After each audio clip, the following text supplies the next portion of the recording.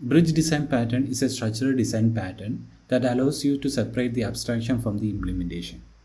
We will start by looking at the before example where tight coupling creates problem. Then we will refactor the code using bridge design pattern to show how it improves the flexibility and scalability. So let's get started.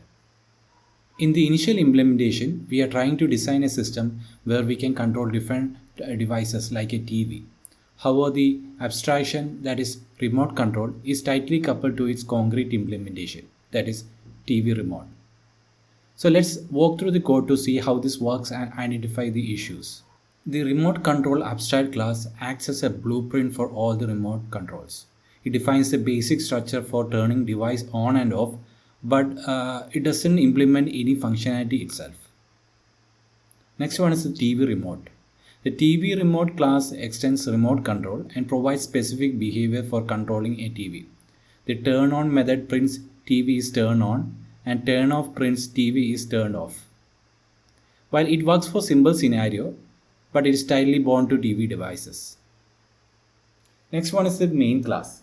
The main class creates an instance of TV remote and called its turn on method. It demonstrates basic functionality but highlights the limitation of the design as the system grows. Now that we have seen the code, let's discuss the problems. The first one is that TV remote class is hardwired to the TV device.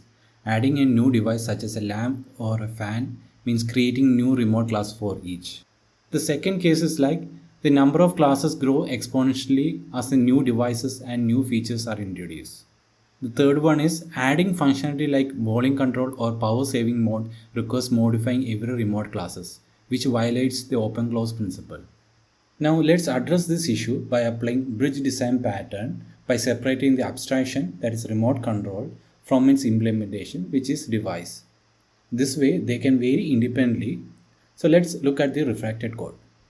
Here device interface declares methods like turn on and turn off that any device such as TV or fan must implement.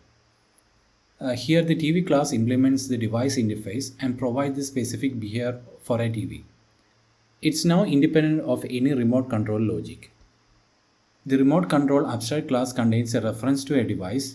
This is the key to the bridge pattern. It decouples the abstraction, the remote control, from its implementation, that is the device.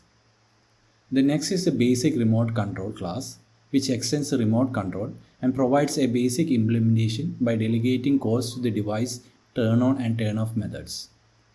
Finally, the main class demonstrates the flexibility of this design. We create a TV object and use a basic remote control object to interact with it. The same remote could be used with other devices like a fan without modifying the remote's logic. So that's all about the bridge design pattern. It's a powerful tool for decoupling code and enabling flexibility in object-oriented systems.